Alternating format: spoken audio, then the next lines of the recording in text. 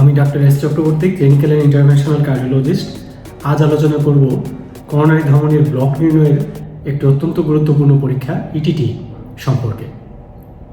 আজকের আলোচনার মূল বিষয় ইটিটি পরীক্ষাটি কিভাবে করা হয়। ইটিটি বা টিএমটি করোনারি ধমনিতে উল্লেখযোগ্য পরিমাণ ব্লক থাকার সম্ভাবনা নির্ণয় করার জন্য একটি অত্যন্ত গুরুত্বপূর্ণ পরীক্ষা। ইটিটি এর বিস্তৃত অর্থ হলো এক্সারসাইজ টলারেন্স টেস্ট, একে টিএমটিও বলা হয়, অর্থাৎ ট্রেডমিল টেস্ট। অর্থাৎ আপনার হৃৎপিণ্ড কতটুকু শারীরিক পরিশ্রম সহ্য করতে পারে সেটাই এই পরীক্ষার মাধ্যমে দেখা হয়। ইটিটি করা হয় অধিকাংশ ক্ষেত্রে ব্রুজ প্রটোকলে, অর্থাৎ প্রথম থেকেই 3 মিনিট পরপর বেল্টের গতি এবং ঢাল মানে স্লোপ বাড়তে থাকে। বেশি বয়স্ক বা একটি দুর্বল লোক বা যাদের ইতিমধ্যে হার্ট ক্ষতিগ্রস্ত তাদের জন্য সহজতর প্রোটোকল হলো মডিফাইড ব্রুজ প্রোটোকল। মডিফাইড ব্রুজ প্রোটোকলে প্রথম দিকে 9 মিনিট পর্যন্ত বেল্টের গতি বাড়বে না, শুধুমাত্র বেল্টের স্লোপ বাড়বে, তাও ধীরে ধীরে স্বল্প মাত্রায়। 9 মিনিট পরপর প্রতি ধাপে গতি ও ঢাল বাড়ে সেই মাত্রায় যেটা ব্রুজ প্রোটোকলে 3 মিনিটের পর থেকেই হয়। প্রথমেই ইসিজি এবং ইকোকার্ডিওগ্রাম রিপোর্টে এমন কোনো সমস্যা নেই যা থাকলে ইটিটি করা যায় না, সেটা নিশ্চিত হবেন হৃদরোগ বিশেষজ্ঞ। ইটিটি পরীক্ষার আগে আপনার রক্তচাপ পরীক্ষা করবেন ইটিটি টেকনিশিয়ান।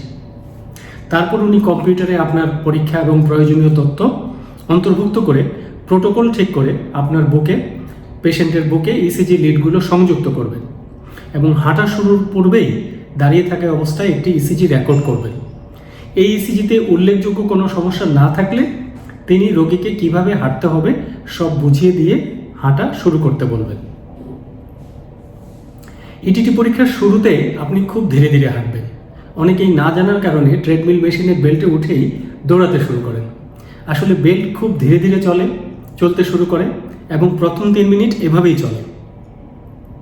তো আপনি যদি দৌড়ানো শুরু করেন তাহলে তো মেশিনের সাথে ছন্দ মিলবে না। আপনাকে মেশিনের সাথে ছন্দ মিলিয়ে বেল্টের গতির সাথে সামঞ্জস্য রেখেই ধীরে ধীরে হাঁটতে হবে।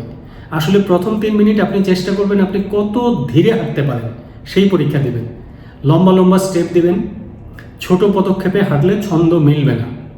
খুব গুরুত্বপূর্ণ বিষয় হলো বড় বড় স্টেপে হাঁটা। প্রতিটি পদক্ষেপেই আপনার দুটো পাকেই, আবার বলছি আপনার দুটো পাকেই যতটুকু সম্ভব পেছনে যেতে দিবেন, আবার একদম সামনে নিয়ে যাবেন, সামনের এই সাদা রঙের প্লাস্টিক বোর্ড পর্যন্ত। এখানে পা লাগলেও আপনি ব্যথা পাবেন না। আপনার 2 পাকেই সমানভাবে ব্যবহার করবেন, তা না হলে ছন্দ মিলবে না। আপনার সামনে একটা হ্যান্ডল আছে, এখানে 2 হাত দিয়ে ধরে রাখবেন। আসলে এখানে বেশি জোরে বা শক্ত করে ধরার কোনো প্রয়োজন হয় না। হাঁটা ঠিক রাখলে না ধরেও হাঁটা যায়, তবে আমরা রেকমেন্ড করব আপনি ধরেই হাঁটবেন। আপনি এই হ্যান্ডেলে যত শক্ত করেই ধরেন না কেন, ছন্দ মিলিয়ে পা না চালালে আপনি কিছুতেই সোজা থাকতে পারবেন না। আসল জোর দিতে হবে পায়ে, কারণ পায়ের নিচের বেল্ট তো ক্রমাগত পেছন দিকে চলে যাচ্ছে। কাজে পায়ে জোর না দিলে, বড় বড় করে পা না চালালে আপনি সোজাও থাকতে পারবেন না, সামনেও থাকতে পারবেন না। তখনই বেল্ট আপনাকে পেছনে নিয়ে বেল্ট থেকে নিচে ফেলে দেবে। মেরুদণ্ড একদম সোজা রেখে হাঁটবেন। সামনে ঝুঁকে গেলে আপনি কখনোই ভালোভাবে হাঁটতে পারবেন না। আপনি নিশ্চয়ই রাস্তায় সামনের দিকে ঝুঁকে হাঁটেন না, এটা হাঁটার আদর্শ পদ্ধতিও নয়। এখানে বেল্ট সামনের দিকে পাহাড়ের মতো উঁচু থাকে, কাজে বেল্টের উপর আপনি সোজাভাবে দাঁড়ালে আপনার বুক মাথা পেছন দিকে থাকবে। প্রতিটি পদক্ষেপে পা দিতে হবে সামনের দিকে যতটা পারা যায়। 3 মিনিট পরপর বেল্টের গতি বাড়বে আর স্লোপ মানে ঢাল বাড়বে, অর্থাৎ সামনের দিকে বেল্টটা আরও উঁচু হবে। তারপরেও আপনি স্বাভাবিকভাবে হাঁটতে থাকবেন, বেল্টের সাথে তাল মিলিয়ে হাঁটবেন। তাল মেলাতে গেলেই আপনি নিজেই বুঝবেন কতটুকু দ্রুত হাঁটতে হবে।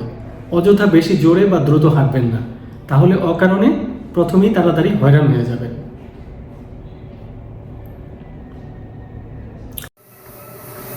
সোজা সামনের দিকে তাকিয়ে হাঁটবেন, কিন্তু মাঝে মাঝে আপনি দেখবেন যে আপনার পা সামনে যাচ্ছে কিনা। ঠিক যেখানে বলছি সাদা প্লাস্টিকটা পর্যন্ত, ওখানে আপনার পা যাচ্ছে কিনা। কিন্তু সবসময় হাঁটবেন সামনের দিকে তাকিয়ে। মোটেই জোরে হাঁটার প্রয়োজন নেই, মেশিনের সঙ্গে তাল মিলিয়ে স্বাভাবিক গতিতে হাঁটলেই যথেষ্ট।